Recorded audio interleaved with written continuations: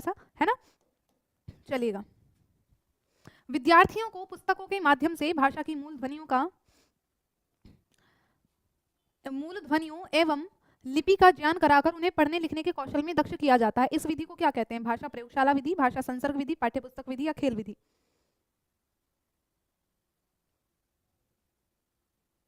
बहुत शानदार भाई। 1 का क्या दिया जा रहा है? बी ऑप्शन, सभी ने दिया है बी।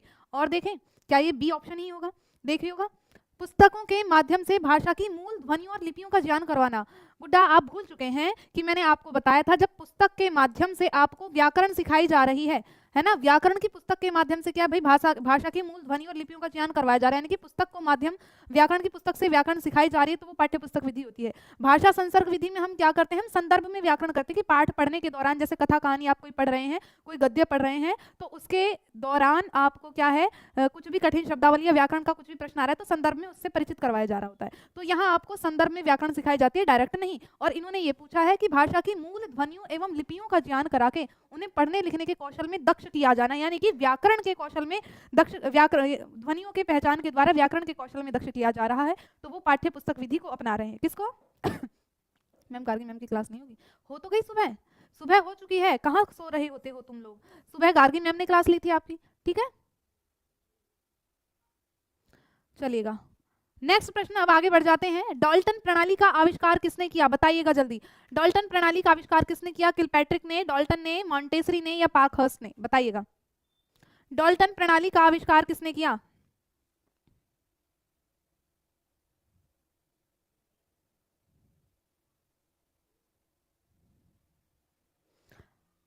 हाँ भाई, सही जवाब है। कौन है? पार्कहर्स्ट। पूरा नाम क्या है? Helen Parkhurst. क्या है?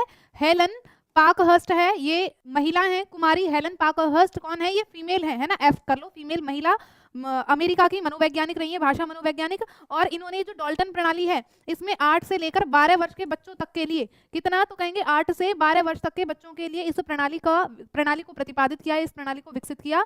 किसने? हेलन पार्कहर्स्ट ने। और मॉन्टेसरी आप जानते ही हैं, मॉन्टेसरी, मारे मॉन्टेसरी ने मॉन्टेसरी विधि का आविष्कार किया, प्रतिपादन किया। और किलपैट्रिक ने किसका? आपकी प्रयोजन विधि का प्रतिपादन किया। ठीक है, चलिएगा अब नेक्स्ट प्रश्न पर आ जाते हैं कि ब्लूम उपागम के अनुसार शिक्षा की त्रिपदी प्रक्रिया में सम्मिलित पद कौन कौन से हैं?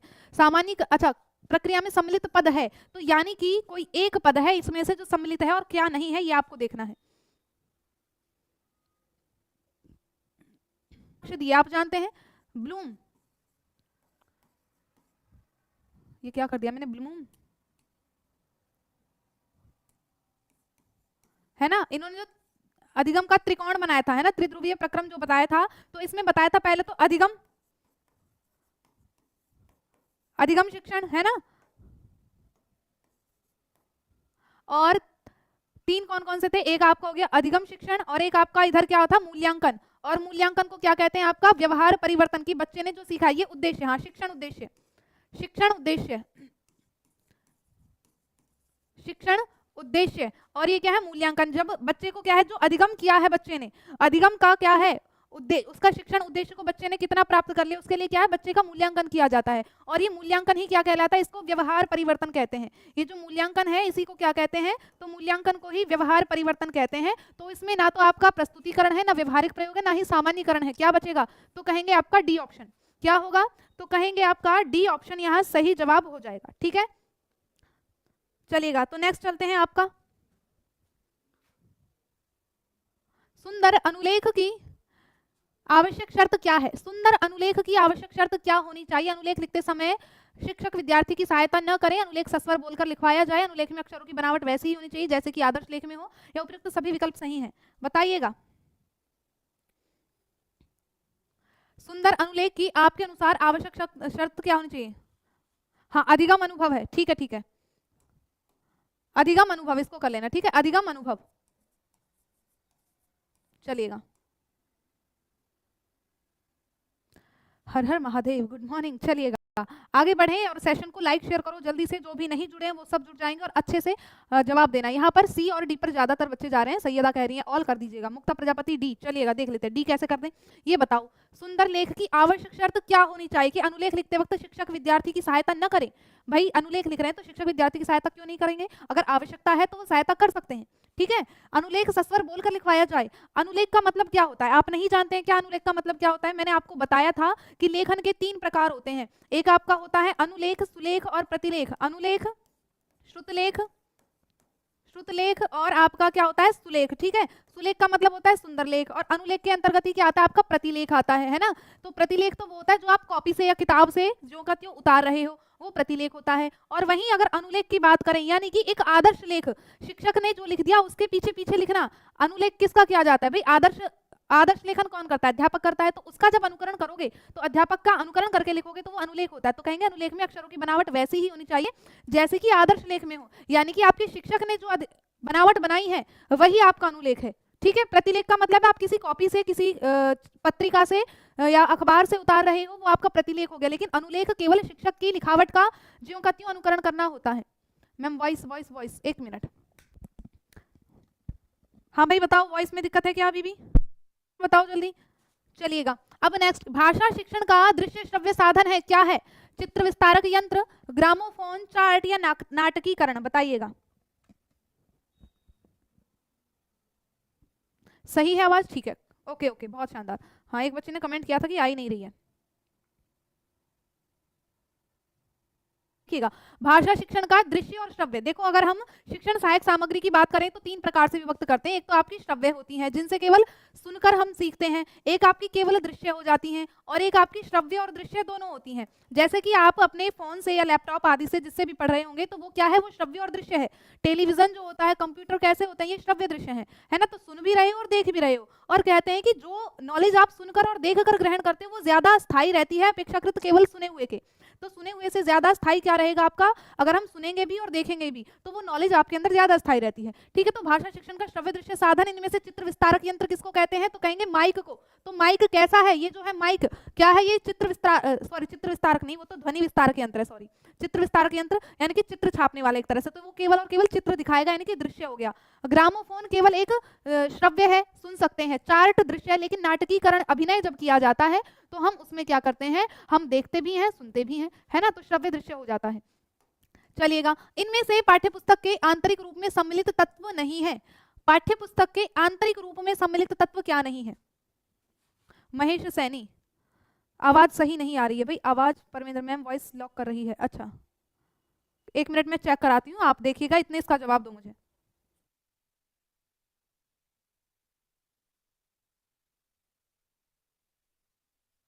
बेहतरीन आपका जवाब है ना, कि पाठ्यपुस्तक के आंतरिक रूप में सम्मिलित तत्व क्या नहीं है। भाषा भी भाई क्या है, पाठ्यपुस्तक के अंदर ही है सम्मिलित, विषय सामग्री या शैली। लेकिन जिल्द क्या है, वो बाहरी कवर हो गया, तो ये बाह्य है, भाषा का किसी पाठ्यपुस्तक का क्या है, बाह्य अंग हो जाता है।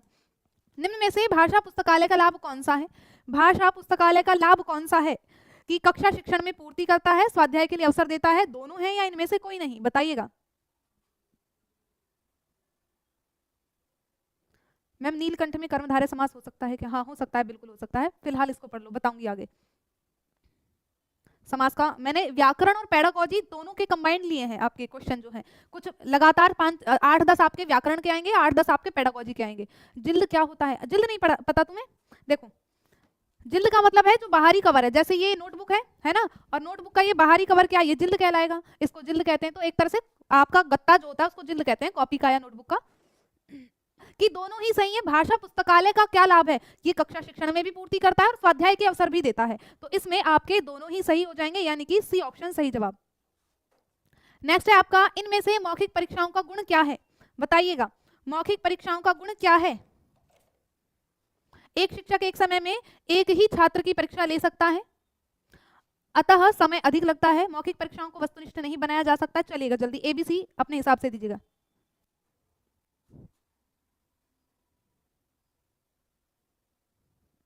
हाँ भाई, इसका क्या सी ऑप्शन आप दे रहे हैं, कि इन परीक्षाओं से विद्यार्थी के 3 भाषाई कौशलों, सुनने, पढ़ने और बोलने का एक साथ मापन किया जाता है, जो कि बहुत सही जवाब है आपका। ठीक है, चलिएगा, मतलब जुड़े तो बाद में हो, तुम पहले यूं पूछ लो कि कब तक पढ़ाओगी मैडम जी, जितनी देर पढ़ाया जा रहा चुपचाप पढ़ लो, है नहीं, आ जाओ यहाँ इसका जवाब दो। निम्न में से उपलब्धि परीक्षण के निर्माण हेतु सम्मिलित पदों में कौन सा पद नहीं है? उपलब्धि परीक्षण के निर्माण हेतु सम्मिलित पदों में से कौन सा पद नहीं है, बताइएगा। परीक्षण योजना बनाना, परीक्षण के प्रारंभिक रूप के रचना करना, परीक्षण का पुनर्निरीक्षण करना, या परीक्षण का अनुप्रयोग करना, आपके अनुसार क्या होना चाहिए?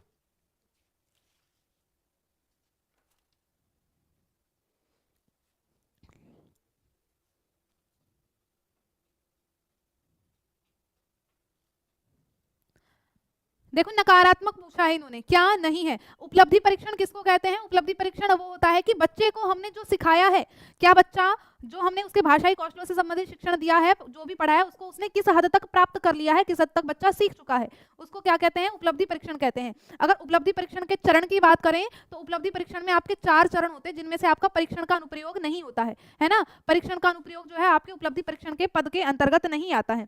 एक तो हो गया आपका योजना बनाना, है ना, दूसरा प्रारंभिक रूप की रचना करना, और परीक्षण का पुनर्निरीक्षण करना या कार्य योजना, और इस पर आधारित क्या है? प्रश्नों का निर्माण करना। परीक्षा का अनुप्रयोग नहीं करना, कहेंगे कि प्रश्नों का निर्माण करना। जो चौथा होगा वो होगा प्रश्नों का निर्माण करना। जो भी आपने ब्लूप्रिंट तैयार किया है तो उसके आधार पर क्या करोगे? प्रश्नों का निर्माण करना उपलब्धि परीक्षण के अंतर्गत आ जाएगा। सतत एवं व्यापक मूल्यांकन प्रणाली का दोष बताइएगा। दोष क्या है? कि अल्प समयांतर में होने वाली परीक्षा से विद्यार्थी पूरे वर्ष अध्ययनशील रहते हैं। शिक्षक विद्यार्थी को आवश्यक निर्देशन एवं परामर्श निरंतर देते रहते हैं। विद्यार्थी को अपनी कमियों का ज्ञान निरंतर होता रहता है। विद्यार्थी पर वर्ष भर परीक्षा का भय बना रहता है, जिससे उसका स्वाभाविक विकास प्रभावित होता है। बताइएगा, दोष पूछा है, क्या दोष है? मैम आपकी वॉइस का पिच खराब है। भाई एक बार मुझे कंफर्म कर दो, क्योंकि एक दो बच्चा ही कह रहा है कि वॉइस में दिक्कत है। पता नहीं। तो जवाब आपका हो जाएगा डी ऑप्शन। जिसने भी डी दिया है बिल्कुल सही, कि विद्यार्थी पर वर्ष भर परीक्षा का भय बना रहता है, जिससे उसका स्वाभाविक विकास प्रभावित रहता है। ठीक है जी, चलिएगा नेक्स्ट। विनेटका शिक्षण पद्धति के बारे में सही कथन क्या है? इस पद्धति का प्रयोग कार्लटन वॉशबर्न ने किया है। इसका नामकरण अमेरिका के विनेटका शहर में प्रयोग होने से हुआ। यह पद्धति प्राथमिक शिक्षा के स्तर पर उपयुक्त की गई है या उपयुक्त सभी? बताइएगा, विनेटका शिक्षण पद्धति के बारे में सही कथन क्या है? ठीक है, हिंदी की कंबाइंड पीडीएफ नहीं डली है, डल जाएगी, आज डलवा देंगे। ओके, एक बार बताओ अब वॉइस सही है? इसके अगर प्रतिपादक की बात करें तो कार्लटन वॉशबर्न ने इसको प्रतिपादित किया, और ये अमेरिका के शहर विनेटका में इसका विकास किया गया था, तो इसलिए उसके नाम पर इसका नाम कर दिया विनेटका पद्धति। और ये किसके लिए? तो कहेंगे प्राथमिक शिक्षा के स्तर के लिए प्रयुक्त की गई थी।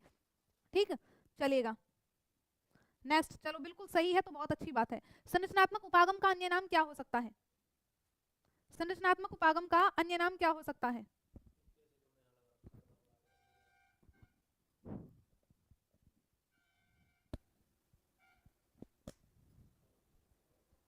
ऐसे लग रहा है वॉइस आ रही है जा रही है। चलेगा, तो संरचनात्मक उपागम की अगर बात करें तो जब हम यहाँ, आपका जवाब क्या है? आप 12 का बी ऑप्शन दे रहे हैं, अक्षर गठन उपागम। नहीं गुड्डा, अक्षर गठन उपागम नहीं होगा, यहाँ होगा आपका सी। संरचना में हम क्या करते हैं? वाक्य निर्माण, वाक्यों की संरचना का अध्ययन करते हैं। वाक्यों की संरचना का अध्ययन करते हैं कि भाई वाक्यों का निर्माण कैसे कैसे होता है। कि जब कोई वाक्य बनाया जाता है तो सबसे पहले आपका कर्ता आता है ना, उसके बाद आपका कर्म आता है, उसके बाद क्रिया आती है। तो इस तरह से हम क्या है? वाक्यों का निर्माण करते हैं। तो जो आपका संरचनात्मक उपागम है ये वाक्य गठन उपागम भी कहलाता है। तो दूसरा आपका क्या होगा? इसका दूसरा नाम तो कहेंगे वाक्य गठन उपागम, आपका संरचनात्मक उपागम के अंतर्गत ही होता है, इसी का ही नाम है। ठीक है, चलिएगा अब नेक्स्ट प्रश्न है जैकटॉट विधि। ये जैकटॉट कर दिया है, जैकटॉट होना चाहिए। विधि किस भाषाई दक्षता के विकास में प्रयुक्त होती है? पठन दक्षता, वादन दक्षता, वाचन दक्षता की लेखन दक्षता?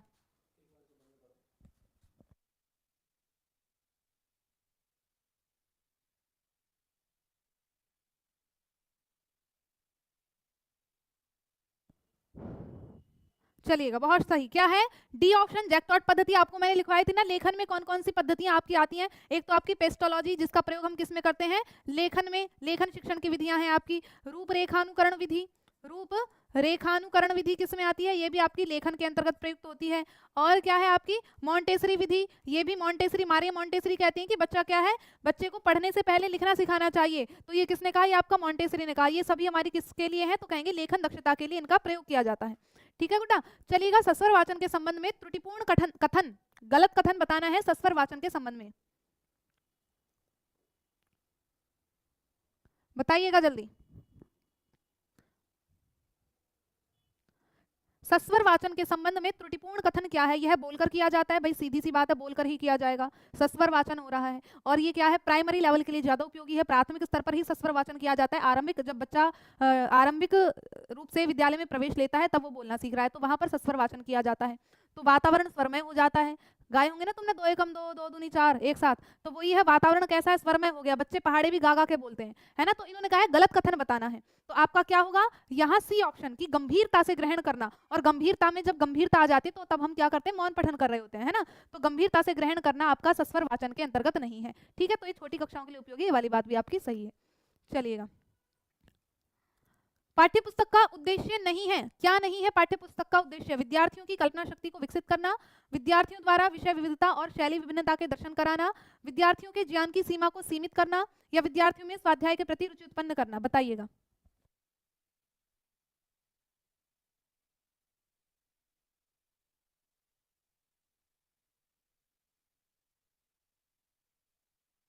पंद्रह का क्या जवाब आ रहा है आपका? सी। देखें, विद्यार्थी के ज्ञान की सीमा को सीमित करना।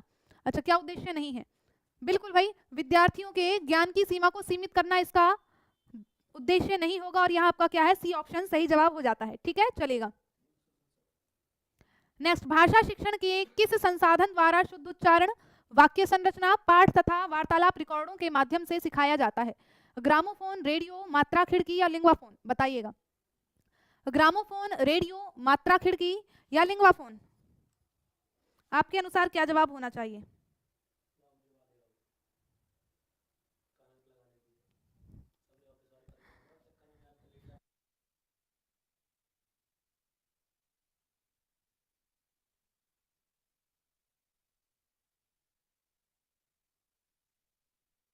चलेगा, हाँ भाई, जो भी आपको क्वेश्चन है ना लास्ट में मैं आपसे पूछूंगी, है ना, लास्ट में पूछूंगी तो लास्ट में आप बताइएगा। देखो प्रश्न क्या है कि शिक्षण के किस संसाधन द्वारा शुद्ध उच्चारण, वाक्य संरचना तथा वार्तालाप रिकॉर्डों को माध्यम से सिखाया जाता है, यानी कि रिकॉर्डिंग के माध्यम से आपको शिक्षण करवाया जा रहा है। भाषा शिक्षण जब करवाई जाती है तो वहां रिकॉर्डिंग चलती है, रिकॉर्डिंग के माध्यम से हम क्या करते हैं, भाषा शिक्षण करते हैं। तो वो रिकॉर्डिंग हम ग्रामोफोन के द्वारा करते हैं। ग्रामोफोन क्या होता है, जैसे आपकी सीडी होती है ना, डीवीडी वाली सीडी होती है, तो इसी टाइप का एक वो ग्रामोफोन होता है। और इसके ऊपर क्या है, एक मतलब सुई सी, पिन सी लटकी हुई होती है, और वो घूमता रहता है ग्रामोफोन, और उसमें रिकॉर्डिंग चलती है। उसके द्वारा क्या है, हम भाषा शिक्षण, अपने उच्चारण कौशल को सुधारते हैं, ठीक है। अब ये जो लिंगवा फोन है, लिंगवा यानी कि ये विभिन्न भाषाओं को सीखने के लिए हम लिंगवा फोन का प्रयोग करते हैं। ये भाषा को सीखने के लिए, उच्चारण आदि को सुधारने के लिए और रिकॉर्डिंग सुनने के लिए हम ग्रामोफोन का प्रयोग करेंगे। तो ये मात्रा खिड़की या रेडियो इसका नहीं होगा, केवल और केवल ए ऑप्शन आपका सही जवाब हो जाता है, ठीक है। अब जो लिंगवा फोन होता है, लिंगवा फोन थोड़ा सा वो भी ऐसा ही होता है, उसके ऊपर क्या है, इस तरह का एक वो भोंपू सा लगा होता है, इस तरह का। देखना आप सर्च करके गूगल पे सब चीज दिख जाएगा, इस तरह का लिंगवा फोन होता है, ठीक है। हिंदी शिक्षण में विद्यार्थी की साहित्यिक अभिरुचि को बढ़ाने वाली क्रियाओं में निम्नलिखित में से कौन सी सम्मिलित नहीं है? बताइएगा, कौन सी सम्मिलित नहीं है और नहीं है को ध्यान से समझिएगा।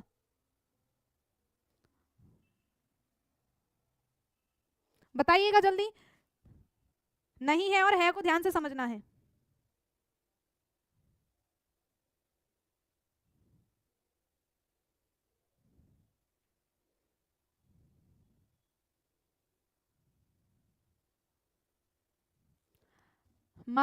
चलिएगा, देखेंगे बढ़ाने वाली क्रियाओं में कौन सा सम्मिलित नहीं होगा, तो कहेंगे डी ऑप्शन, यानी कि क्रीड़ा और व्यायाम। देखो क्रीड़ा और व्यायाम क्या है, ये केवल आपके शारीरिक अपने शरीर को पुष्ट करने वाला है, लेकिन भाषा कौशल को थोड़ी ये पुष्ट करेगा। इसमें कौन सी अभिरुचि हो रही है, तो कवि दरबार लगवा सकते हैं हम बच्चों को, क्या है, कवि दरबार लगाए और उसमें बच्चे क्या है, कवि बनकर अभिनय करेंगे, भाषण या नाटक अभिनय आदि किया जाए। तो ये सभी क्या है, आपकी अभिरुचि बढ़ाते हैं साहित्य के अध्ययन में, लेकिन क्रीड़ा और व्यायाम इसमें अभिरुचि नहीं बढ़ाएंगे आपकी, ठीक है।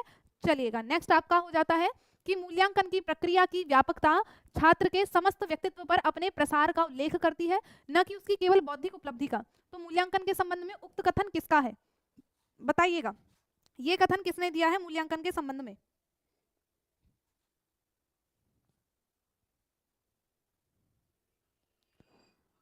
मूल्यांकन की प्रक्रिया की व्यापकता छात्र के समस्त व्यक्तित्व पर अपने प्रसार का उल्लेख करती है, न कि केवल बौद्धिक उपलब्धि। तो इसके संबंध में आपके रेमर्स एवं गेज जो है, ये कथन ये उनका है, इन दोनों का है, और ये आपका आया हुआ है 2022 या हो सकता है 17 के आसपास में ये आया हुआ प्रश्न है आपका, ठीक है। तो रेमर्स एवं गेज के अनुसार मूल्यांकन की परिभाषा है ये, ठीक है।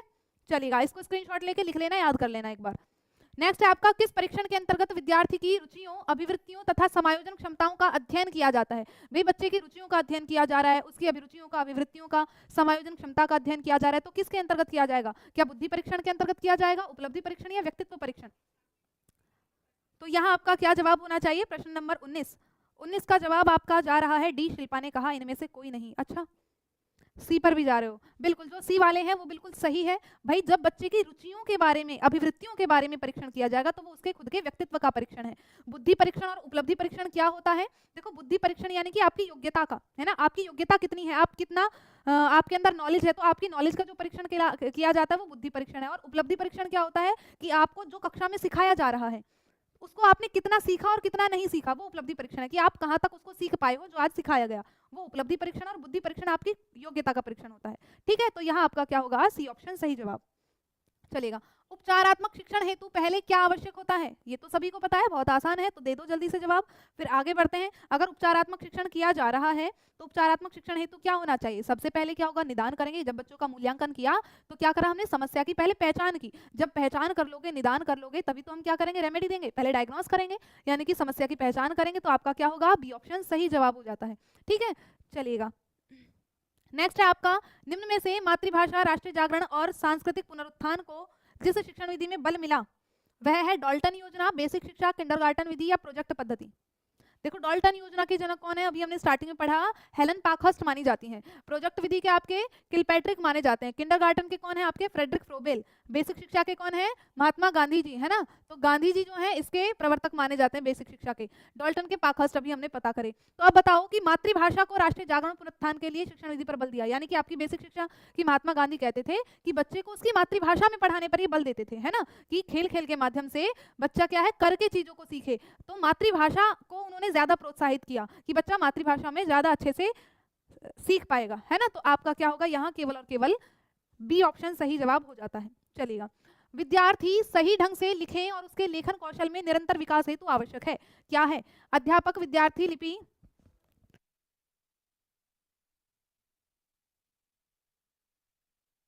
बिल्कुल भाई, क्या होना चाहिए? आपका ए ऑप्शन ही सही जवाब है। चलिएगा नेक्स्ट आपका, विद्यार्थी में पठन कौशल विकसित करने हेतु उचित उपाय क्या होगा? पुस्तकालय से संदर्भित पुस्तक लेने, पढ़ने और अधिगम आवश्यक सामग्री खोज का अवसर दिए जाएं। अध्यापक द्वारा अभिप्रेरणा का ध्यान नहीं दिया जाए, विद्यार्थी अशुद्धि शब्द उच्चारण की अपेक्षा की जाए, और अध्यापक द्वारा प्रेम पूर्वक व्यवहार नहीं किया जाए। उचित उपाय पूछा है, बताइएगा उचित उपाय क्या होना चाहिए? मैम एक संस्कृत की मैराथन, भाई संस्कृत की मैराथन भी ली जाएगी, क्यों नहीं? अभी मैंने आपको टाइम टेबल नहीं दिखाया क्या? देखो जो बाद में जुड़ते रहते हैं वो भूल जाते हैं। ये विद्यार्थी में पठन कौशल विकसित करने हेतु उचित उपाय क्या होना चाहिए? पुस्तकालय से संदर्भित पुस्तक लेने, पढ़ने और अधिगम आवश्यक सामग्री खोज का अवसर दिया जाए, अध्यापक द्वारा अभिप्रेरणा का ध्यान नहीं दिया जाए, या विद्यार्थी अशुद्धि शब्द उच्चारण की अपेक्षा की जाए। और यहाँ आपका जवाब है बिल्कुल भाई ए ऑप्शन सही है। भाई जब खोज के अवसर दिए जाएंगे बच्चे को, बच्चा वहां क्या है? संलग्न होगा, सक्रिय होगा, तो बच्चे को हमें ज्यादा से ज्यादा रिसर्च में यानी कि खोज में संलग्न करना है। ठीक है, चलिएगा। अब नेक्स्ट है आपका प्रश्न कि निम्न में से मातृभाषा हिंदी शिक्षण की समस्या है? देवनागरी लिपि की अवैज्ञानिकता, वर्णों की अधिकता, 12 खड़ी का भाव, या हिंदी संस्कृत भाषा की वंशजा नहीं है। प्रश्न समझ में आया थोड़ा बहुत या नहीं आया? प्रश्न क्या कहा कि मातृभाषा हिंदी शिक्षण में समस्या है, कि कुछ बच्चों को हिंदी सीखने में समस्या आती है या अध्यापकों को हिंदी शिक्षण कराने में समस्या आती है। तो वो मुख्य समस्या क्या है, किस वजह से दिक्कत हो रही है? क्या देवनागरी लिपि अवैज्ञानिक है? ऐसा तो नहीं है भाई, बहुत वैज्ञानिक लिपि है हमारी, है ना। वर्णों की अधिकता है, या 12 खड़ी का भाव है, या हिंदी संस्कृत भाषा की वंशजा नहीं है? हिंदी संस्कृत भाषा की वंशजा भी है ना भाई। हर भाषा की जननी तो आपकी संस्कृत भाषा ही है। 12 खड़ी का भाव तो है ही नहीं भाई, 12 खड़ी है, मैंने अभी आपको लिख के दिखाया है ना। कै को क्या लिखेंगे? के ए का, के डबल ए का, तो ये है 12 खड़ी, है ना। इसको 12 खड़ी कहते हैं कि भाषा के मात्राओं को हम इसके माध्यम से बच्चे को अंग्रेजी का भी ज्ञान प्रदान कर रहे हैं।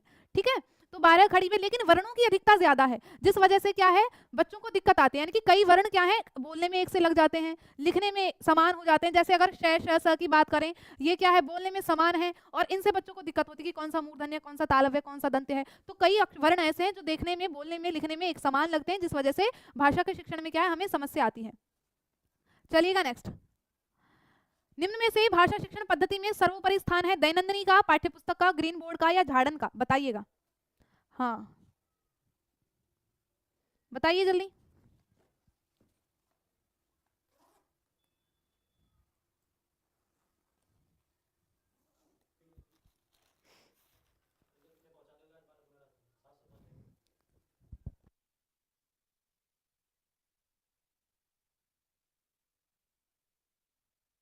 निम्न में से एक विशेष प्रकार की भाषा शिक्षण साधन है जिसका वर्तमान में विद्यालय शिक्षण में सर्वाधिक प्रयोग करने हेतु बल दिया जा रहा है?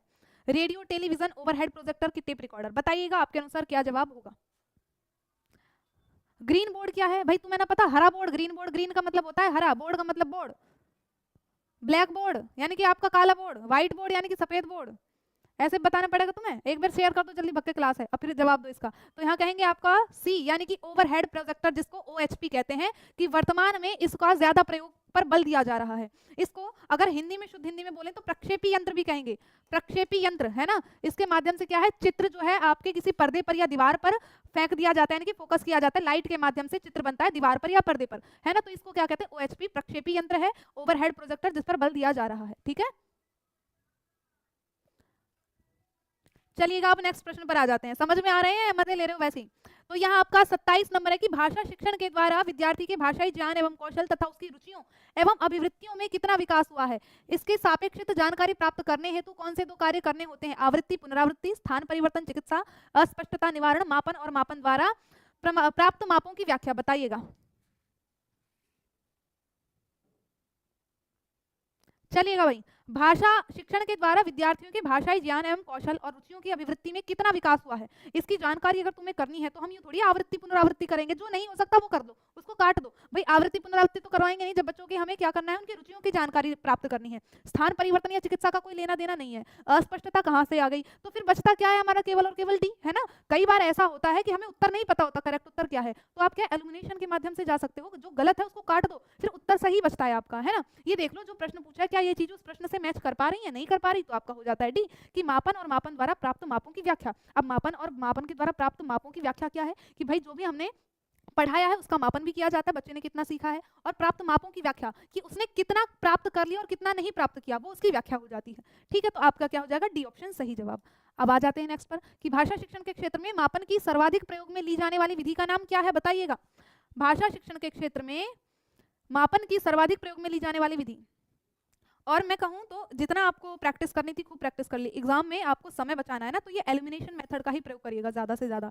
ये क्या है, थोड़ा सा टाइम कंज्यूमिंग होता है, मतलब समय बचाने वाला होता है आपका, कंज्यूम करने वाली सेविंग होता है ना। तो समय बचाएगा और आप जल्दी से क्या एलिमिनेट करोगे तो उत्तर तक अपने आप पहुंचोगे, जल्दी जल्दी पहुंच जाओगे ऐसे ही। अब यहाँ पर आ गए भाई, इन्होंने कहा मापन की सबसे अधिक ज्यादा प्रयोग की जाने वाली विधि, आप जानते हैं निदान में मापन नहीं किया जाता, समस्या की पहचान की जाती है, ठीक है। अब भावनात्मक में भी नहीं किया जाता, योग्यता परीक्षा की परीक्षा, तो कहेंगे सबसे पहली बात केवल और केवल परीक्षा विधि। ये परीक्षा के तो भेद है ना, जो परीक्षा विधि आपकी 3 प्रकार से होती है।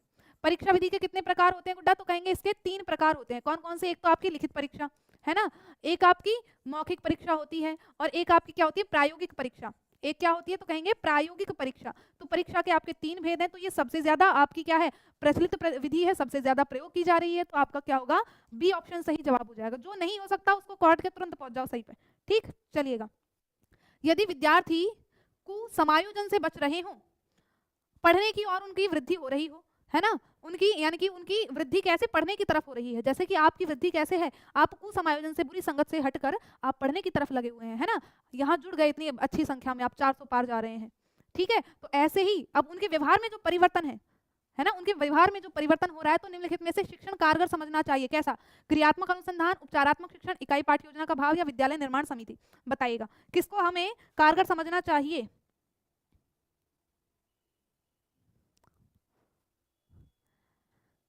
बी ऑप्शन, बहुत शानदार भाई। देखो अगर आपने बच्चे को उपचार बढ़िया दे दिया है ना, तभी तो बच्चा क्या है, वो आगे रुचि लेगा पढ़ने में, क्योंकि उसे अब चीजें समझ में आने लगी। तो सबसे पहले बड़ी बात है कि दवाई बढ़िया मिलेगी तो डॉक्टर के पास दोबारा आएगा मरीज, नहीं तो नहीं आएगा, है ना। तो उसको दवाई बढ़िया मिल गई, उपचार मिल गया बढ़िया वाला, तो उसकी रुचि अपने आप बढ़ती चली जाएगी। तो यहाँ क्या है, आपका उपचारात्मक शिक्षण क्या है, बहुत ज्यादा कारगर सिद्ध हुआ। चलिएगा, तुम दौड़कर चलते हो, रेखांकित पदबंध का उदाहरण है, तुम दौड़कर चलते हो, तो इसमें रेखांकित शब्द क्या है, 1 मिनट में देखती हूँ, उन्होंने लगाया नहीं, तुम दौड़कर चलते हो, इसमें रेखांकित पद है तुम, बताइएगा ये कौन से पदबंध का उदाहरण है, तुम दौड़कर चलते हो, तो ये रेखांकित जो शब्द है ये कौन से पदबंध है, विशेषण है, क्रिया विशेषण है, संज्ञा है कि सर्वनाम है, बताइएगा। एक बार धड़ल्ले से सेशन को शेयर करिए। डी ऑप्शन, बहुत शानदार, बिल्कुल याद आ गई ना बात जो मैंने आपको बताई थी, कि जिस शब्द के नीचे अंडरलाइन हो वो शब्द देख लो, वो आपका क्रिया है, सर्वनाम है, संज्ञा है, क्या है, तो वही आपका हो जाएगा संज्ञा पदबंध। तुम क्या है, सर्वनाम है, तो ये कैसा है, तो कहेंगे सर्वनाम पदबंध है ना। अगर कहते हैं चलते हो, बताइएगा, अंडरलाइन है चलते हो, ये कौन सा पदबंध है, तो कहते हैं ये क्रिया पदबंध हो गया अब आपका, ठीक है। दौड़कर चलते हो, तो दौड़कर क्या है, केवल दौड़कर होता, तुम भी नहीं होता, तो हम कह देते हैं ये क्रिया विशेषण पदबंध है। तो जब भी पदबंध के कोई प्रश्न आएंगे तो आपको क्या करना है, ये देखना है अंडरलाइन किस शब्द के ऊपर है ना। सबसे अंत में जो शब्द है वो कैसा है, वो संज्ञा है, सर्वनाम है, क्रिया है कि विशेषण है, उसी आधार पर हम अपने पदबंध का नामकरण कर देंगे, ठीक है। अब यहाँ पर आपकी जो अंडरलाइन है वो तुम पे है, तो आपका हो जाएगा डी ऑप्शन सही जवाब, ठीक है। चलिएगा अब नेक्स्ट। भाई सब दिख रहे हो हैं, मैं दिख रही हूँ, सब दिख रहे हो, क्यों टेंशन ले रहे हो। मैम मेरी शिक्षण विधि कमजोर है, कमजोर है तो पढ़ो ना जो है इसे। देखो सावन शब्द का हिंदी शुद्ध रूप बताओ। अब इसमें क्या है, आपके मिक्स क्वेश्चन है, लगातार 5-6 क्वेश्चन आपके व्याकरण के आएंगे, लगातार फिर 7-8 आपके पेडागोजी के आएंगे, तो मिक्सअप चलेगा बढ़िया वाला। तो दोनों तरफ से आपका वार्म अप होता चलेगा। पद नाम याद है किस किस को हिंदी में, महीनों के नाम याद है, श्रावण भाद्रपद आश्विन कार्तिक करके जो आपके हिंदी महीने होते हैं, तो यहाँ आपका क्या हो जाएगा डी। चलेगा घरेलू शत्रु प्रबल होता है का अर्थ अभिव्यंजित करने वाला उचित लोकोक्ति क्या है। घरेलू शत्रु प्रबल होता है, इसको चरितार्थ करने वाली कौन सी उक्ति आपको बढ़िया लग रही है कि घर का भेदी लंका ढाए, कंगाली में आटा गीला, एक मछली सारे तालाब को गंदा कर देती है, एक अनार 100 बीमार। भाई एक अनार 100 बीमार तो हो गया नहीं, एक अकेली मछली सारे तालाब को गंदा कर देती है, इसका भी कोई से अर्थ निकल रहा है, नहीं निकल रहा भाई। कंगाली में आटा गीला ना भाई ना, तो क्या घर का भेदी लंका ढाए, जब घरेलू शत्रु ही क्या है, प्रबल होगा, है ना। विभीषण के बारे में ये फेमस है आपकी उक्ति, तो घर का भेदी लंका ढाए आपका ये ऑप्शन सही जवाब। स्वयं अपने पास होने पर भी किसी अन्य की वस्तु का उपभोग करना अर्थ प्रकट करने वाली सही लोकोक्ति क्या है, बताइएगा। स्वयं अपने पास है चीज लेकिन क्या है, प्रयोग नहीं करनी, उपभोग दूसरे की करनी है, तो हम किसका प्रयोग करते हैं उस समय, अपना हाथ जगन्नाथ, अपनी करनी पार उतारनी, अपनी राख पराया चख, या एक पंथ दो काज, बताइएगा। यहाँ आपका जवाब हो जाता है सी ऑप्शन, अपना राख पराया चक, बहुत बढ़िया। यानी कि अपना तो हमें अपना सेव करके रखना है, लेकिन पराया चक यानी कि सी ऑप्शन आपका सही जवाब हो जाएगा कि स्वयं अपना पास होने पर भी किसी की अन्य की वस्तु को उपभोग करना। नेक्स्ट आप देखो माथो मूंडणो, राजस्थानी मुहावरे का सही निम्न अर्थ क्या है इनमें से। माथो मूंडणो अन्याय सहन करना, बात नहीं माननी, घणो राजी होवणो, मूर्ख बनाए रहे ठगणो, बताओ जल्दी क्या कह रहे हो मैम, बोले ही ना जा रहे।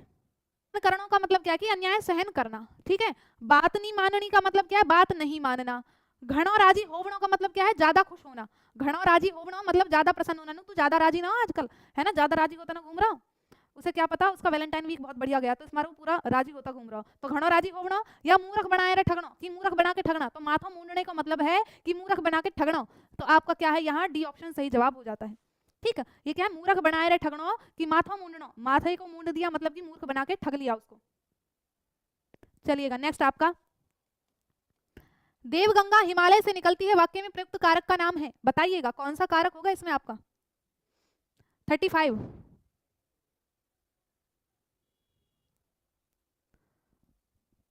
बताओ जल्दी, 35 पर आ चुके हैं।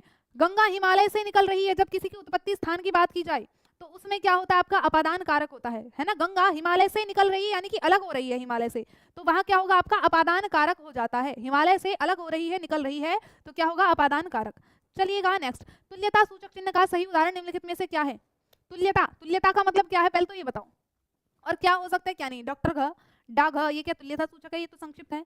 कविता डैश डैश बाबू मैथिली शरण गुप्त, शिक्षित इक्वल पढ़ा लिखा, मेवाड़ यानी कि राणा उदय सिंह। भाई तुल्यता यानी कि बराबर, है ना, जब बराबरी दिखाई जाए तो आपका क्या होगा, ये इक्वल का जो चिन्ह लगा हुआ है ये तुल्यता बोधक चिन्ह होता है। तो यहाँ आपका क्या होगा सी ऑप्शन सही जवाब की पढ़ा लिखा, क्या है पढ़ा लिखा। गांव में कह दें कि पढ़ा लिखा गवार ही रहेगा भाई। विद्यालय पुस्तकालय में आवश्यक सामग्री ढूंढने में अहम भूमिका होती है, लैब मैनुअल की, प्रायोगिक पुस्तिका की, या संदर्भ पाठ्य पुस्तक की, या भृत्य की, बताइएगा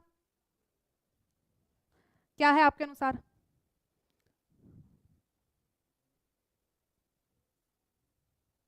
अपनी जो भी आप सामग्री ढूंढना है वो आपको मिल जाएगी, ठीक है।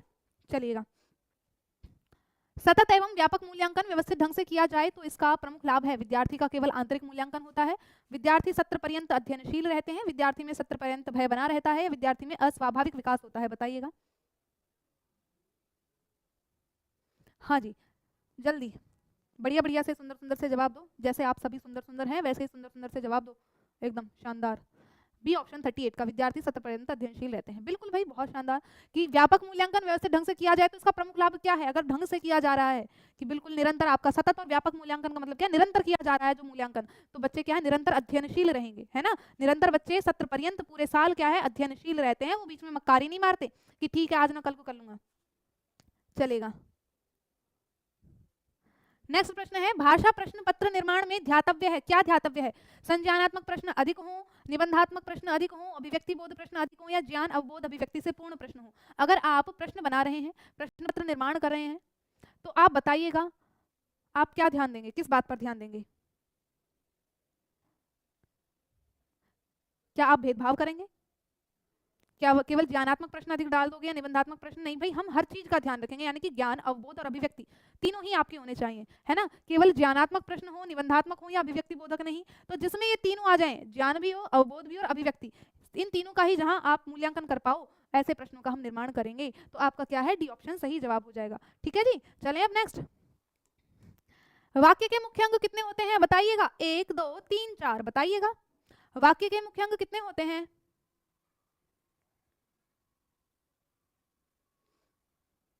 कौन कौन से? तो कहेंगे उद्देश्य और विधेय। यही तो है वाक्य के दो अंग आपके मुख्य रूप से, उद्देश्य और विधेय। अगर उद्देश्य की बात करें तो वाक्य में जो कर्ता होगा वो उद्देश्य हो जाता है, और विधेय जो क्रिया बची आपकी वो विधेय है ना। जैसे राम विद्यालय जाता है, हमने कहा राम विद्यालय जाता है, तो इसमें उद्देश्य क्या है और विधेय क्या है? तो कहेंगे जो आपका कर्ता है राम, ये क्या है? ये आपका उद्देश्य है ना। और विधेय क्या है? तो जो क्रिया बची ये आपका क्या हो जाएगा? ये क्रिया आपकी विधेय के अंतर्गत आ जाएगी। इसको क्या कहेंगे? तो इसको हम विधेय कह देते हैं। ठीक है जी, चलिएगा नेक्स्ट प्रश्न पर आ जाते हैं। वे मेरे घर आएंगे क्योंकि उन्हें अजमेर शहर घूमना है। रचना की दृष्टि से ये वाक्य किस प्रकार का है बताइएगा?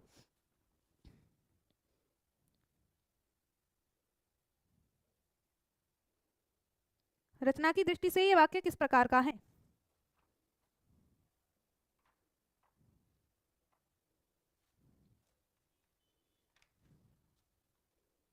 ए ऑप्शन, यानी कि मिश्र वाक्य। बहुत शानदार, कुछ डी पर भी जा रहे हो, कुछ डी पर भी जा रहे हो। मिश्र वाक्य, देखो वे मेरे घर आएंगे क्योंकि लगा हुआ है, क्योंकि इसीलिए, ये शब्द जहां होते हैं वहां मिश्र वाक्य होता है। और सरल वाक्य की बात करें तो सिंपल एक वाक्य की राम घर जाता है, सरल वाक्य हो गया, है ना। संयुक्त वाक्य में क्या है? संयुक्त वाक्य में हम और शब्द को जोड़ देते हैं, है ना। और शब्द अगर जुड़ जाए तो वो आपका संयुक्त वाक्य हो जाता है। अब देखो रचना की वाक्यों के जो प्रकार भेद हमने पढ़े थे, मैंने कहा था कि वाक्य के दो भेद होते हैं, है ना। वाक्य के दो भेद होते हैं, एक तो होते हैं आपके रचना के आधार पर, रचना के आधार पर, और एक आपके अर्थ के आधार पर। अगर रचना के आधार पर बात करें तो रचना के आधार पर 3 प्रकार के वाक्य होते हैं, और अर्थ के आधार पर आपके कितने? 8 प्रकार के वाक्य होते हैं। और रचना के आधार पर आपके 3 कौन कौन से? मिश्र, सरल और संयुक्त। ये तीनों कैसे हैं? ये रचना के आधार पर हैं। और अर्थ के आधार पर आपके कौन कौन से? एक तो विधानवाचक, निषेधात्मक, संदेहात्मक, यानी कि बहुत सारे आपके 8 प्रकार इस तरह से आपके अर्थ के आधार पर। देखिए विधानवाचक, निषेधवाचक, प्रश्नवाचक, आज्ञावाचक, ये सभी आपके अर्थ के आधार पर हो जाते हैं। ठीक है, देखो शगुन मेरी सहेली है, तो अर्थ के आधार पर इस वाक्य का प्रकार बताओ। अर्थ के आधार पर इस वाक्य का प्रकार बताओ। अभी बताया भाई वाक्य कितने? 2 प्रकार के हैं। अर्थ के आधार पर कितने भेद होते हैं? तो आपके 8 भेद होते हैं। और 8 में कौन कौन सा आपका? संकेतार्थक, इच्छावाचक, विधानवाचक, संभावनार्थक, प्रश्नवाचक, आज्ञार्थक, ये सभी आपके अर्थ के आधार पर है ना। शगुन मेरी सहेली है, आपने क्या बताया? कोई संभावना बताई क्या? इसमें संभावना बताई जा रही है? नहीं ना, काट दो। कोई इच्छा या संकेत नहीं दिया जा रहा है, यानी कि विधानवाचक, यानी कि जब किसी चीज की सूचना दी जा रही होती है ना, सामान्य बात किसी के विषय में बताई जा रही हो, तो वो क्या होता है? विधानवाचक वाक्य होता है। क्या होता है? विधानवाचक वाक्य है। मैम आप मेरी सहेली हो, बिल्कुल भाई मैं तुम सबकी सहेली हूँ। ठीक है, चलो सहेली आगे बढ़ते हैं। ठीक है, चलिएगा। डॉक्टर चंद्रा अदम्य साहस के धनी थे, धनी थी। वाक्य में प्रयुक्त साहस शब्द किस व्याकरणिक कोटि का है? अच्छा, धनी थे होना चाहिए। बताओ इसका उत्तर। डॉक्टर चंद्रा अदम्य साहस की धनी थी, हो सकता है महिला हो।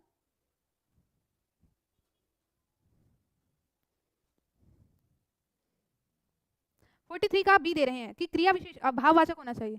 भाई अदम्य साहस की धनी थी, हम क्या उनका कोई भाव बता रहे हैं, कोई क्रिया विशेषण बता रहे हैं? हम गुण की बात कर रहे हैं उनकी, है ना। वो उनका गुण है अदम्य साहस। तो क्या होगा आपका? डी ऑप्शन होगा कि नहीं होगा? यहाँ अव्यय का तो कोई लेना देना है ही नहीं ना, भाव का। क्या है? सीधा डी पर उनके गुण का गुणगान किया जा रहा है। भाई अदम्य साहस की धनी थी, अप्रतिम सौंदर्य की धनी थी, अदम्य उत्साह की धनी थी। तो क्यों सहेली? गोमूत्र असाध्य रोगों के उपचार में भी उपयोगी है। तो रेखांकित के संदर्भ में उपयुक्त विकल्प क्या है? अब रेखांकित क्या है? रेखांकित चेक करना पड़ेगा, हमारे भैया ने अंकित नहीं किया है।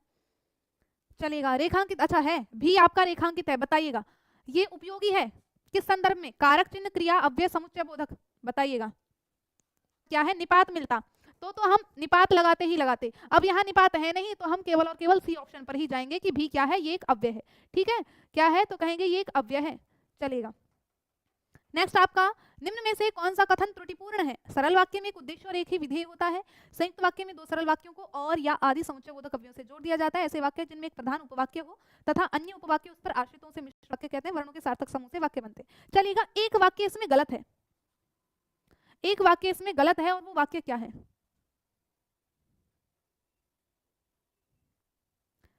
नहीं पहचान पाए गलत को? सहेलाऊं, सहेलियों?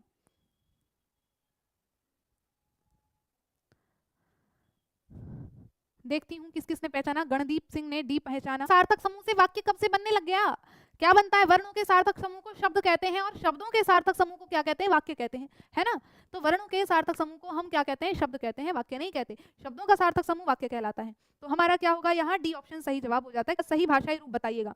विदेशी, विदेशी, विदेशी, विदेशी, देशज, देशज, देशज, देशज, देशज, विदेशी, विदेशी, देशज। बताइएगा कि ये जो रेखांकित शब्द है, एक है ग्रेनाइट, संगमरमर और नवाजा, ये तीनों शब्द कैसे हैं? इनका प्रकार क्या है? ये विदेशी शब्द है। कौन सा विदेशी है, कौन सा देशज है, ये बताइएगा। देखो, अगर ग्रेनाइट की बात करें तो ये भी क्या है आपका? विदेशी शब्द है कि नहीं है? बताओ जल्दी। ग्रेनाइट इंग्लिश का शब्द है, विदेशी शब्द है? हाँ जी, बिल्कुल विदेशी शब्द है। और उसके बाद अगर संगमरमर और नवाजा की बात करें तो ये आपके अरबी और अरबी फारसी के शब्द है। तो ये तीनों ही आपके क्या है? विदेशी शब्द के अंतर्गत आएंगे। ठीक है, तो ये तीनों ही किस में आएंगे? आपके विदेशी शब्द के अंतर्गत आएंगे। और यहाँ हम ए पर जाएंगे, बी सी डी पर नहीं जाएंगे। ठीक है जी, चढ़ा हुआ है, चलिए कोई बात नहीं, लास्ट तक चलेगा ये सहेलियों। आगे बढ़ो 47 पर कि कौन सा शिक्षा शास्त्री पढ़ने से पहले लिखना सिखाने के पक्ष में है? बताओ, लिखना सिखाने के पक्ष में कौन सा शिक्षा शास्त्री है? Helen Parkhurst. ये जो शिक्षा शास्त्री है एक तरह से ये भी सहेली है तुम्हारी, है ना? अब सहेली इनमें से कौन है? हेलन पार्कहर्स्ट है, तो ये भी सहेली, खैर कुमारी है, ये भी महिला है, लेकिन किलपैट्रिक और स्टीवेंस महिला नहीं है। हेलन पार्कहर्स्ट ने किसकी? डाल्टन प्रणाली का आविष्कार किया। किसका किया?